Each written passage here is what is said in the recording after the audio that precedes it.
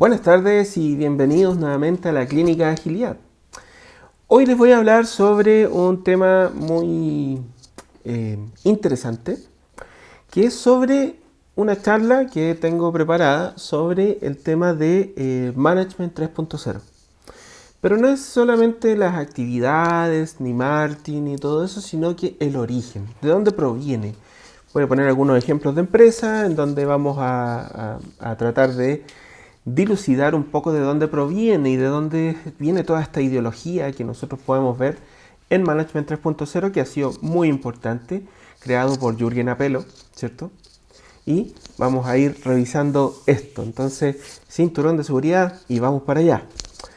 Perfecto, pero antes les quiero comentar y solicitar que nos puedan seguir apoyando, y muchas gracias por la recepción del canal. Nos pueden seguir apoyando en el canal de YouTube. Aquí estamos con la Clínica de Agilidad. Ustedes la buscan y la van a encontrar. Y por otro lado también en LinkedIn nosotros estamos aquí con la Clínica de Agilidad. Ustedes la pueden encontrar también y suscribirse ahí. Aquí promocionamos los videos, hay artículos, hay cosas. Y ustedes saben que la Clínica de Agilidad está al servicio de ustedes y para responder todas las preguntas que ustedes tengan sobre agilidad, sobre proyectos, sobre lo que sea. ¿Ya? Perfecto. Así que vamos a lo que nos convoca.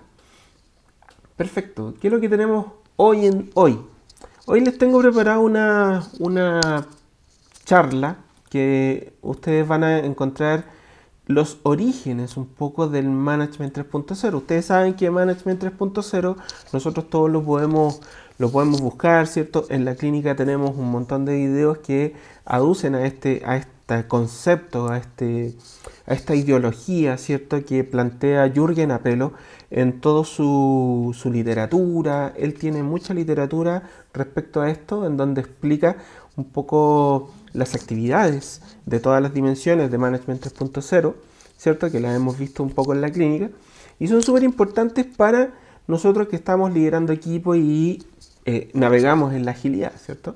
Eso es bien trascendental, así que para que lo tengan muy en cuenta y lo puedan investigar. Pero aquí vamos a ver el origen, de dónde proviene, más o menos. ¿Por qué?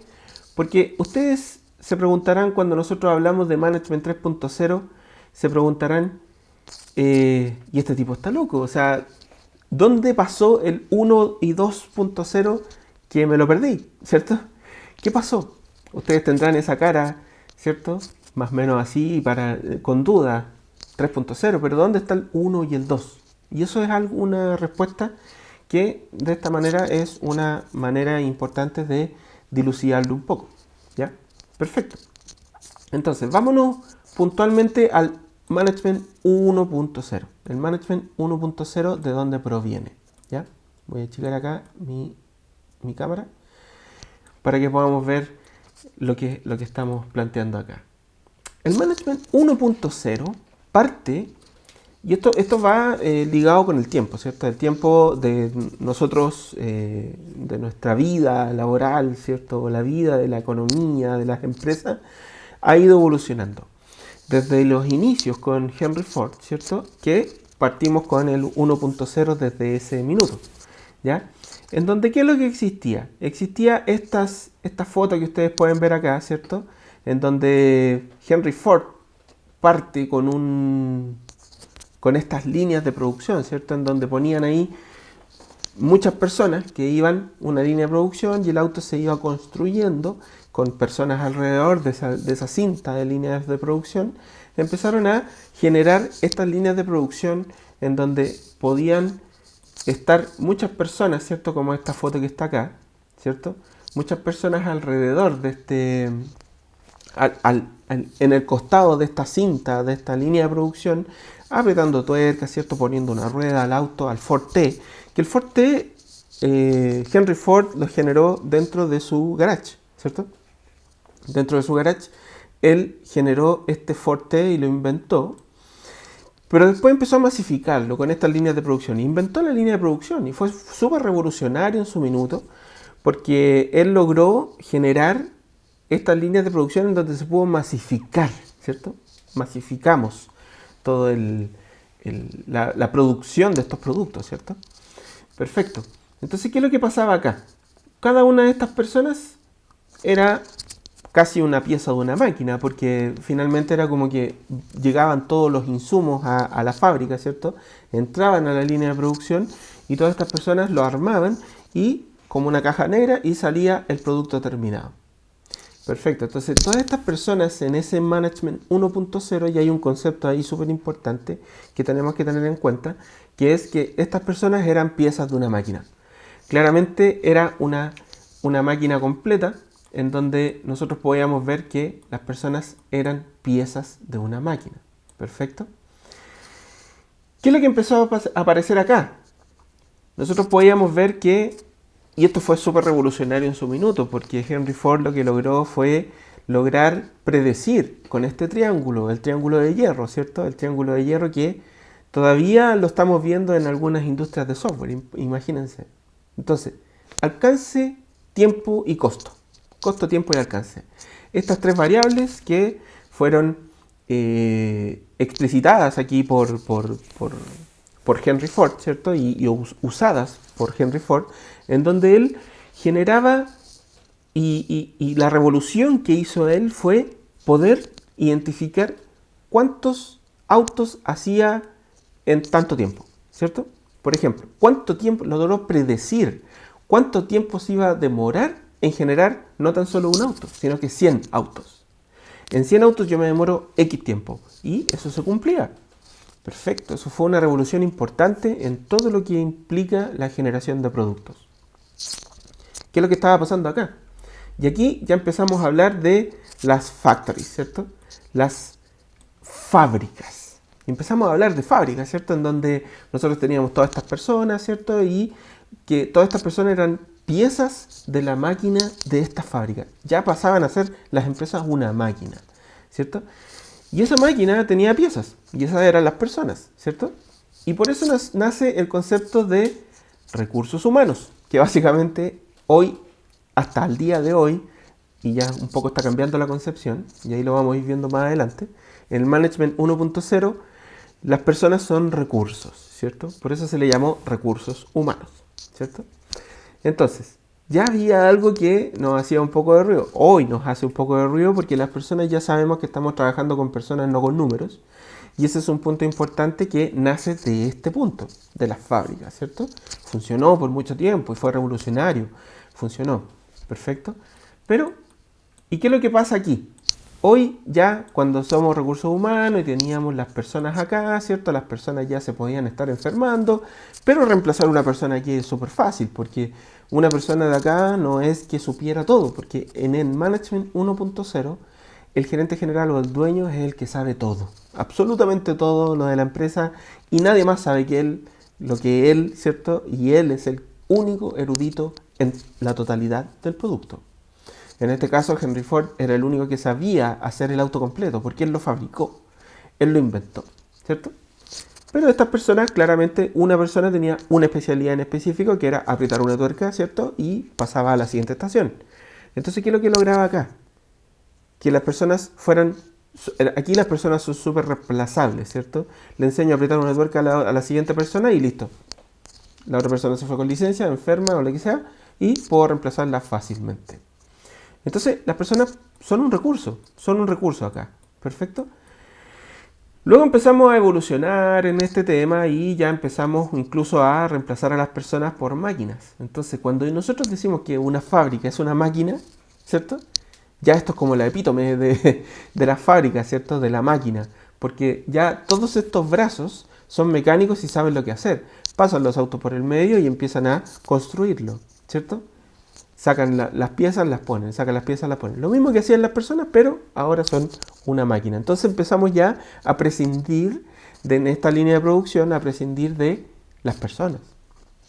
La única interacción acá que puede haber con una persona, para que no sea una máquina completa, es que si uno de estos brazos se echa a perder, ¿cierto? O sea, o deja de funcionar. Ahí entraría el técnico, ¿cierto? Muy especialista en manejar estos brazos mecánicos y arreglarlos, ¿cierto? Corregir lo que está pasando. Entonces esto ya fue una epítome un poco de la fábrica, ¿cierto? De la fábrica en puntual. Perfecto, entonces, ¿qué es lo que empezamos a ver acá? Y en todo este punto del Management 1.0. Empezamos a ver que existe la producción en masa, ¿ya?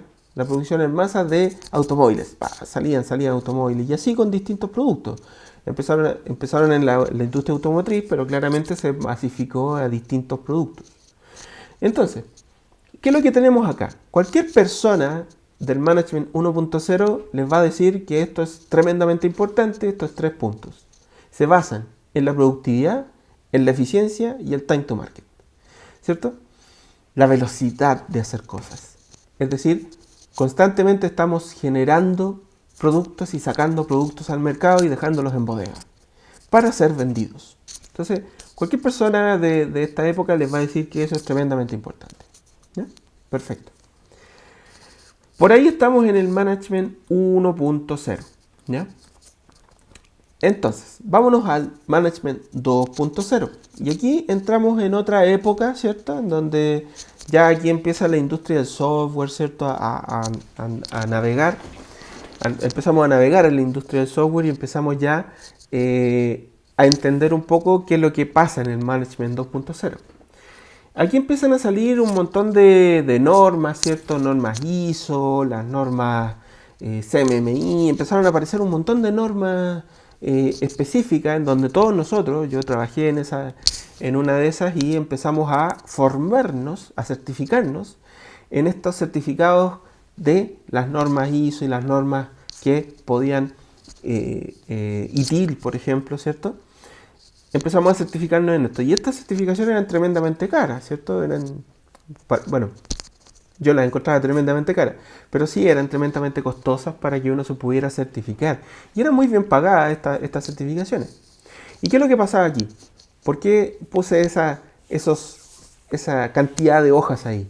Porque en ese minuto nosotros podríamos ver que en las metodologías tradicionales de desarrollo de software, nosotros podíamos estar viendo que claramente era una de las grandes focos dentro de estas metodologías y certificaciones, era la documentación exhaustiva, ¿cierto?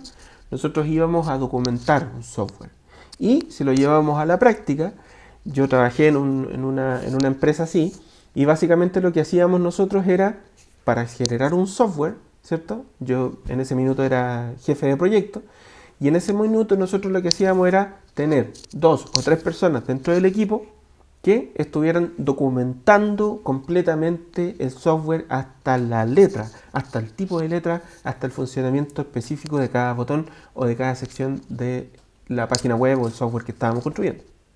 Y eso era muy impresionante porque eran mamotretos de 300 hojas o 200 hojas o 300 o 400 hojas que nosotros los analistas le pasaban al desarrollador para que él construyera el software en base a lo que decía ese documento. Si algo se escapaba de ahí, era error, falta para el desarrollador, falta para el analista que no analizó cierta cosa, que no lo documentó bien, que no lo explicó bien y todo el tema. No existía interacción entre nadie, ¿cierto? Y eso es lo que pasaba. Nosotros nos enfocábamos en el proceso, ¿cierto? Y el proceso lo teníamos tremendamente documentado y eso era inamovible. ¿Perfecto? ¿Qué es lo que pasaba acá a nivel de estructura? A nivel de estructura nosotros podíamos ver que estaba el director y se daba como una imagen más o menos como esta, ¿cierto? En donde estaba el director, que era el que sabía todo. Todavía seguíamos viendo esto, que lo sabía todo, ¿cierto? Estaban los ejecutivos, después los departamentos y el resto de los umpalumpas que hacían el trabajo específico. ¿Perfecto? Entonces ese es un punto importante que se daba o se da incluso en algunos lugares, ¿cierto? Todavía este gráfico, ¿cierto? En donde los que peor la pasan son la gente que hace realmente el trabajo. Entonces seguimos pensando en una estructura piramidal, ¿cierto? En donde existen muchos niveles para que alguien que es parte del resto, ¿cierto? Que está ahí abajo, ¿cierto? Parte de todas las personas que trabajan. Muy difícil conversar con un director o con un gerente general. Entonces, muchos niveles para llegar allá, ¿ya? Perfecto. ¿Y qué es lo que pasó acá? Y en este punto nosotros podemos ver el año 1994, el reporte del caos de Stanis Group, ¿ya? Es una estadística que la pueden buscar y está por año, ¿cierto? Y la pueden buscar. Y en ese momento existía una crisis importante en los proyectos de software, ¿ya? Los proyectos de software estaban en crisis. ¿Qué es lo que pasó ahí? Empezó a generar esta estadística y fue empeorando cada vez más. En el año 1994 ya podemos ver que existía este gráfico, que fue muy decidor para esa época, que fue de proyectos exitosos de un 100%, ¿cierto? Que está analizado, solo un 16% era exitoso. Solo un 31% fueron cancelados de todos los proyectos que se generaban en esa época, y alrededor de un 53% eran proyectos desafiantes, que claramente, ¿qué pasaba con ese desafiante? Es que se alargaba el tiempo, ¿cierto? O eran proyectos que fueron reajustados, ¿ya? Pero solo un 16% solamente era exitoso, es decir, con la planificación inicial lograron terminarlo. Es decir, si estuviéramos hablando de un producto como tal, ¿cierto? Nosotros podríamos decir que de 10 productos, ¿cierto? De 10 productos en total, de 10 proyectos en total, nosotros podemos decir que 1.6 solo fueron exitosos y salieron en tiempo y en regla, ¿cierto? Un 5,3, es decir, uno solo fue el exitoso, porque el 0,6% de un producto no es viable, ¿cierto? Entonces solo un producto fue exitoso. El resto o tuvo replanificación o fue fallido completamente. Entonces esta crisis nos llevó un poco a empezar a mirarnos, ¿cierto? Y empezamos a mirar que existían estas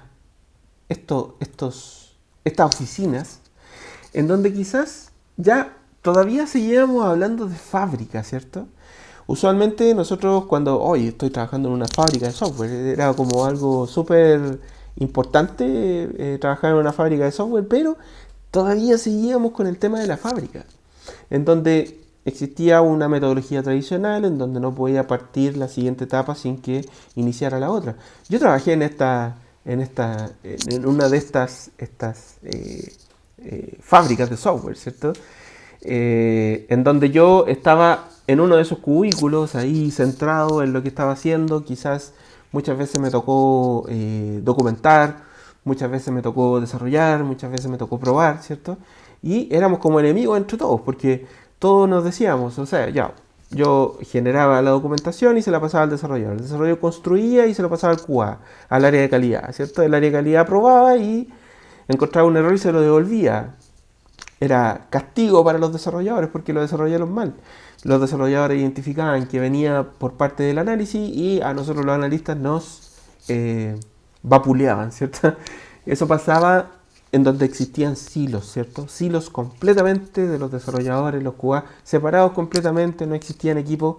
¿Por qué? Porque ellos tomaban en una cola, ¿cierto? De desarrollos que probar, por ejemplo, los QA, y probaban, y si no, se lo devolvían al desarrollador y se lo devolvían más atrás y más atrás y más atrás. Los proyectos claramente se atrasaban, no había comunicación, no había compañerismo. Yo no me preocupaba de lo que hacía el desarrollador, sino que yo solo analizaba. Entonces, esa concepción era muy compleja, ¿ya? Seguíamos pensando como una fábrica. Entonces, ¿qué es lo que teníamos acá también? En la documentación exhaustiva, nosotros estábamos generando documentación exhaustiva, pero lo que pasaba importante acá era que teníamos 3 o 4 personas de un equipo generando documentación y no generando algo funcional al cliente final. Y eso es súper importante de que nos trajo la agilidad hoy en día, ¿ya? Pero estamos en el Management 2.0, que estamos viendo como un poco las cosas que vino a mejorar la agilidad, ¿ya? Perfecto. Entonces, si nos vamos a ver un poco algo dentro del cómo se venían generando las empresas desde el Management 1.0 hasta el 3.0, podemos hacer el símil con las topologías de Internet, ¿cierto? Las topologías de red, ¿cierto? Que pueden ser representadas por estas figuras. Una es la red centralizada, la red descentralizada y la red distribuida. ¿Qué es lo que pasaba acá? Nosotros podíamos ver que las organizaciones, si hacemos el símil con las organizaciones nosotros podemos ver que existía, por ejemplo, en las redes en ese minuto, cuando empezó el internet, ¿cierto? Empezaron las redes con una red estrella, ¿cierto? Que era esta, la red centralizada. Que existía un nodo que mandaba todo el resto, ¿cierto? Las empresas también empezaron a funcionar así, en donde existía una cabeza, un gerente general, un dueño que era el que sabía todo y mandaba a todo el resto, ¿cierto? Pero claro, pues, si esta persona se enferma, ¿qué es lo que pasa con la empresa? Se cae. ¿Qué es lo que pasa con la red? Si ese nodo cae, se cae toda la red. Entonces, ese es el punto álgido de esta red centralizada. Claro, entonces nos empezamos a mover a otro tipo de redes, a otras topologías de redes, ¿cierto? En donde las empresas también fueron evolucionando así. En donde quizás existía, nosotros podemos identificar acá al jefe, al gerente general. Claro, está ahí al centro, ¿cierto? Y claramente se empezaron a generar otras divisiones, ¿cierto? El gerente de operación, el gerente de contabilidad, el gerente de marketing, el gerente de comercial, ¿cierto? En donde generaron estas otras estrellas acá. Si se enfermaba este gerente, claramente se reemplaza por otro gerente, o bien alguno de ellos toma el mando y mantiene la estrella, ¿cierto? Perfecto. En las redes también pasó lo mismo. Empezamos a generar este tipo de topología, en donde se caía un nodo, ¿cierto? Y se caía una división, pero no se caía toda la empresa, o no se caía toda la red, ¿cierto? Perfecto. ¿Qué es lo que estamos viendo hoy en día? Hoy en día ya con los ambientes complejos, ¿cierto? En donde la comunicación fluye por todos lados y fluye de un lado a otro, ya no hay como un dominio de una información. De hecho, el conocimiento está disgregado en todas las personas de la empresa. Y eso es súper importante tenerlo en cuenta. Hoy la información es de esta forma acá. En donde nosotros, si yo le preguntara, ¿podemos identificar al jefe ahí? ¿O podemos identificar el nodo central de la red? No, no podemos. Aquí todos son importantes. El conocimiento fluye por todos lados y en todas direcciones. Las decisiones fluyen por todos lados y en todas direcciones. ¿Qué es lo que pasa acá? Si cortamos un nodo, hay otros lugares por donde llegar a la información o por donde llegar a el nodo que yo quiero. Hay otros lugares por donde reemplazar las funciones que tiene este nodo. Me voy por otros caminos, ¿ya? Así estamos viendo un poco cómo se están comportando las empresas hoy en día. Hoy en día ya no es una persona que está al lado de la cinta de la línea de producción en donde solo aprieta una tuerca, que podría ser esta de acá, ¿cierto? Una persona aquí.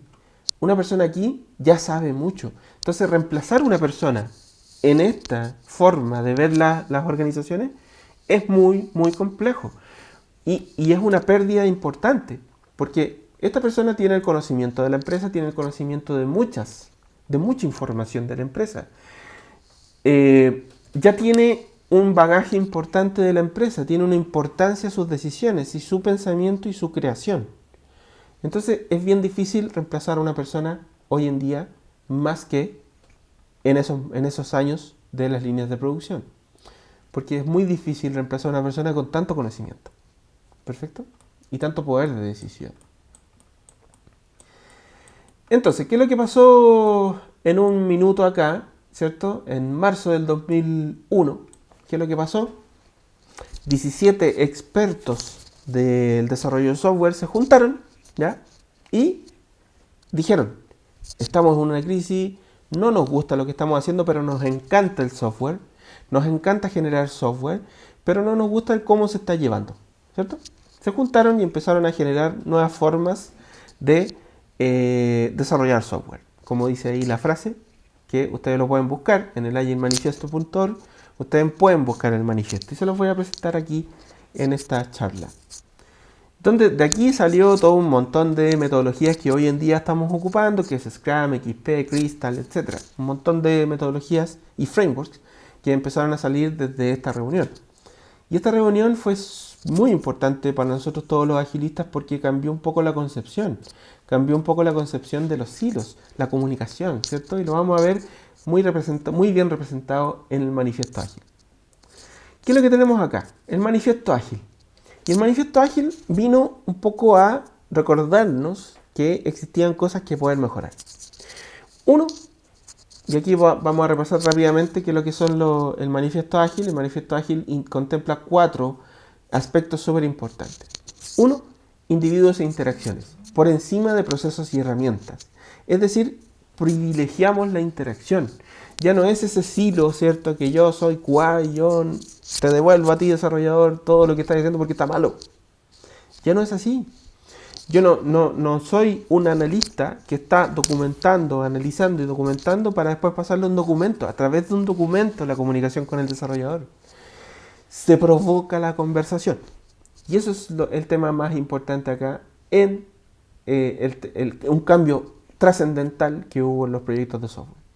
En donde yo privilegio la conversación, privilegio las instancias de conversación para poder colaborar entre todos, para poder generar una solución para el cliente final que sea de máximo valor. ¿Perfecto? Ese es un punto, el primer punto. El segundo punto es software funcionando por encima de documentación exhaustiva o completa. ¿Qué es lo que tenemos acá? Y en este punto es muy trascendental. ¿Por qué? Porque logramos ver que nos estamos preocupando más del software funcional que de tener una documentación exhaustiva. Ya les comentaba que a mí me tenían generando documentación exhaustiva para pasársela al desarrollador. Y no me estaba preocupando de qué es lo que necesitaba el cliente final. Solo me preocupaba yo de documentar lo que me decían. Y eso es lo que cambia un poco la concepción, este punto del manifiesto, en donde privilegio el software funcionando, algo palpable para el cliente que pueda tocar y pueda usar, en vez de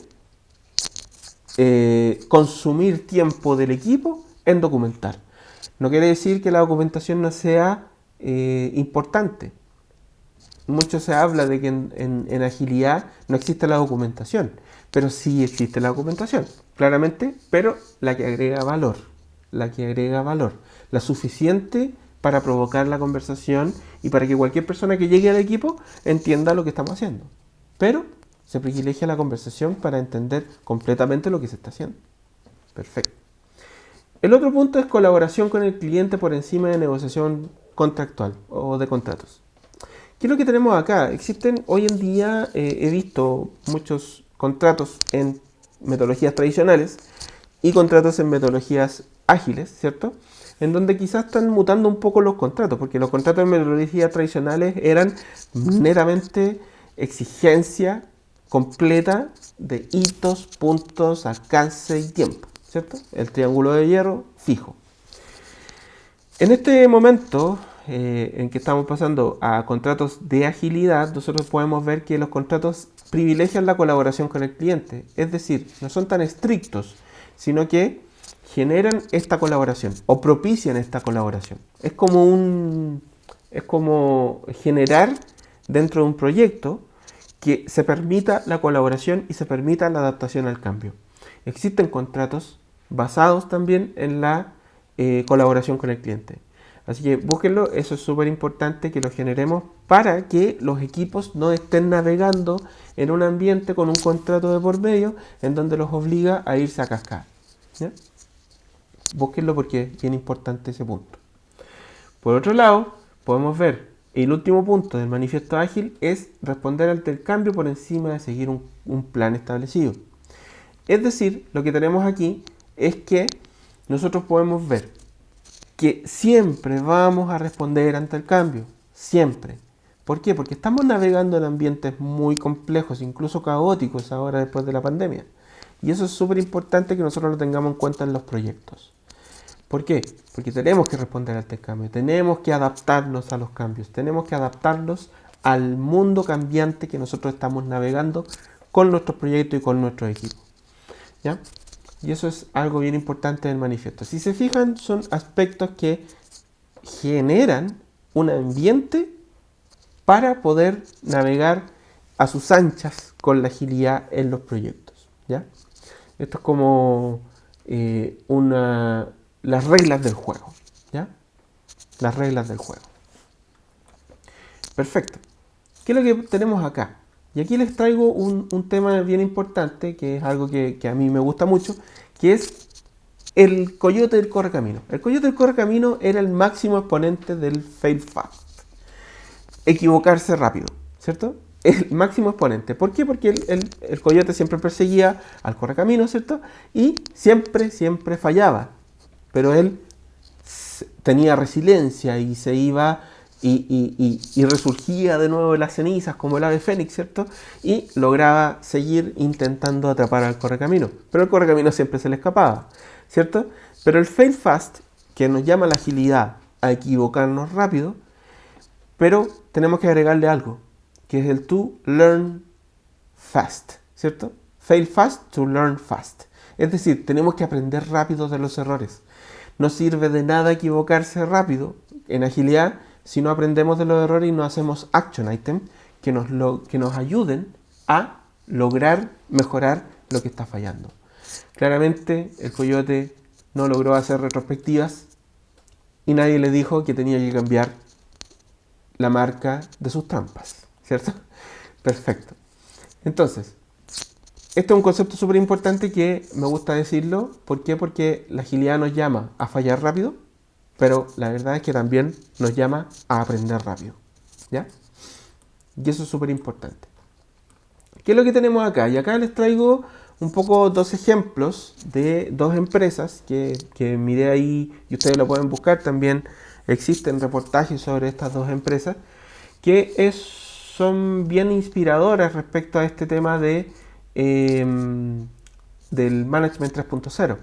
Uno es Zappos, que están haciendo un trabajo increíble, ¿cierto? De dar envidia de poder trabajar en una empresa así, ¿cierto?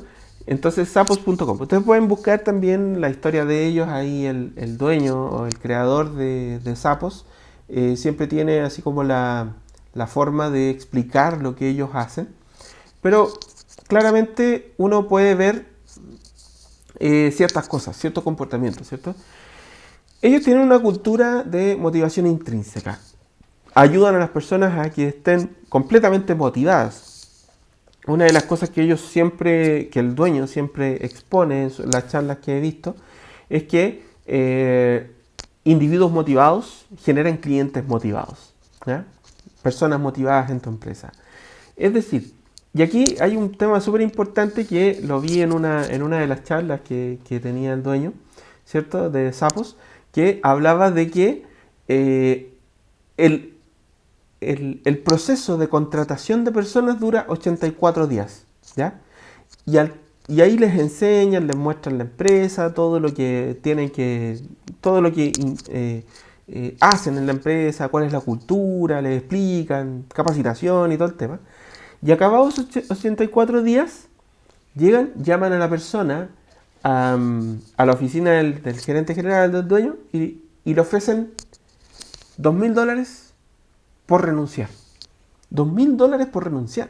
Imagínense. ¿Por qué hacen esto? Y el dueño explica que una de las grandes cosas que ha hecho que la cultura perdure es tener personas que realmente amen la empresa, amen lo que están haciendo, amen la cultura y sean parte de la cultura. ¿Y por qué les pagan $2.000 para irse, para renunciar? Porque ellos especifican tanto que una de las grandes cosas que tienen que tener individuos motivados. Y es mucho más caro tener ingresar una persona que no esté con la cultura de la empresa que pagarle $2.000 porque se vaya. Y si acepta esos $2.000, claramente no se adapta a la cultura. Pero muchas de las personas quieren trabajar aquí. De hecho, a uno le gustaría mucho trabajar acá. Esta empresa partió, y también lo cuentan en una y los llamo a que la busquen porque es súper interesante. Logró empezar con un MVP. Con un MVP en donde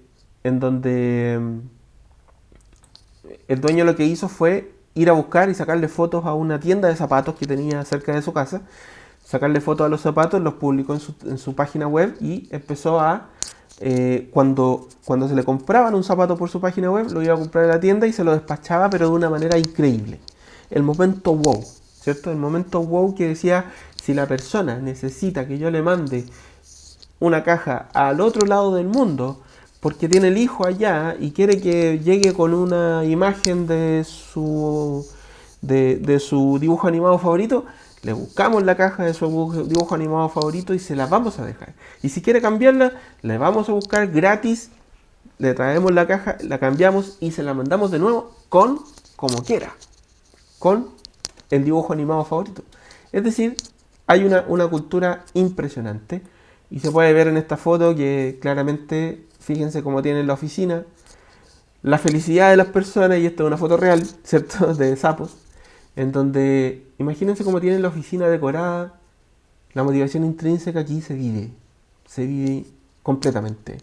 Busquen los temas de motivación intrínseca, en la clínica tenemos varias cápsulas de eso. Busquen cómo generar en sus empleados la motivación intrínseca que tanto hace falta en este mundo. Es muy importante, ¿ya? Y otra empresa que el caso es muy interesante, es una línea aérea que se llama Southwest, ¿ya? Southwest, ¿qué es lo que logró? O sea, era una aerolínea muy pequeña que logró ser muy grande. ¿Por qué? Porque se preocupó un poco de lo que necesitaban las personas. En Estados Unidos sabemos que hay muchos estados y Southwest, cuanto corto, lo que hizo fue mejorar los precios y mejorar la experiencia dentro del avión para que las personas prefirieran esta aerolínea en vez de un bus o en vez de un automóvil, ¿cierto? El automóvil personal, para moverse entre estados. Usualmente eran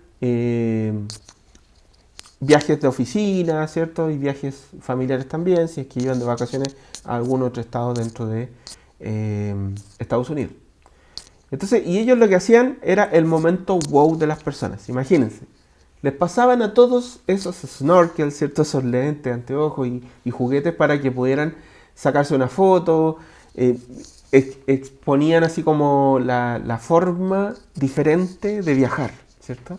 Entonces lograron hacer el momento wow de las personas, mejoraron la calidad del servicio, mejoraron los precios para ponerse por sobre la preferencia de un bus o un automóvil personal.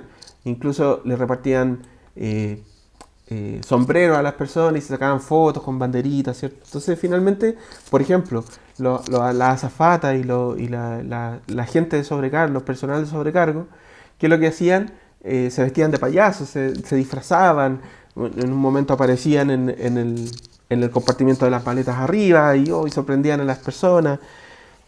Un sinfín de cosas que generaron un momento wow, y el llamado es a que busquen también la historia de Southwest, que es muy muy interesante. Analicen estos dos puntos, Zappos y Southwest, que son un ejemplo un poco de lo que deberíamos hacer con todas las compañías que nosotros estamos navegando, ¿ya? Con individuos motivados, generan clientes felices.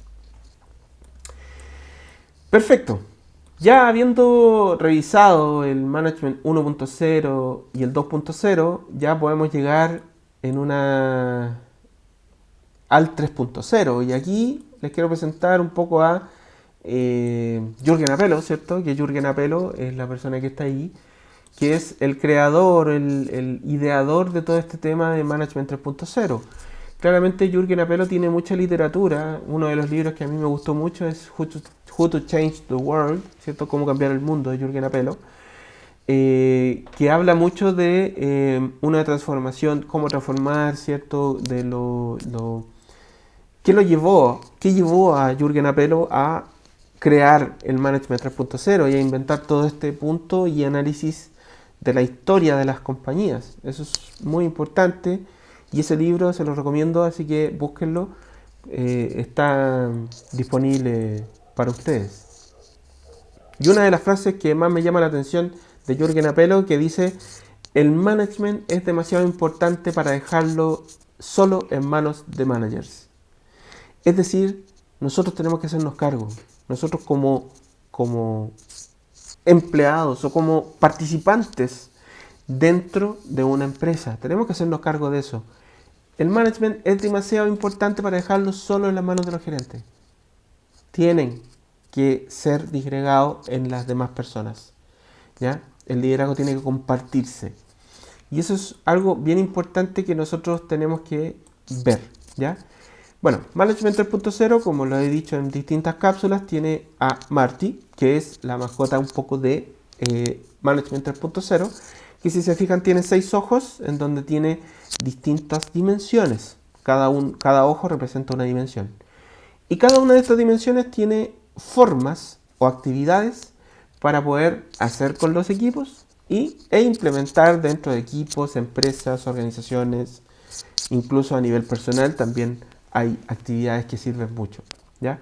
Por ejemplo, en energizar a las personas hay actividades para energizar a las personas de tu equipo, ¿ya? Para empoderar a los equipos también hay actividades y artefactos en donde yo puedo ver cómo se están empoderando. Alinear las restricciones para que todos sepamos para dónde va la micro, para dónde vamos. Todos saben para dónde vamos. Un objetivo común y compartido por el equipo. Y todas las reglas claras. Todos saben qué hacer. Desarrollar las competencias, que claramente es hacer que las personas se desarrollen. Desarrollen las competencias que necesitamos en el equipo, ¿ya? Estructurar el crecimiento, que es estructurar un crecimiento potenciado y hacia adelante del equipo, de las personas, de uno mismo, ¿ya? Hay artefactos y actividades para identificar en qué gap nosotros tenemos que ir trabajando.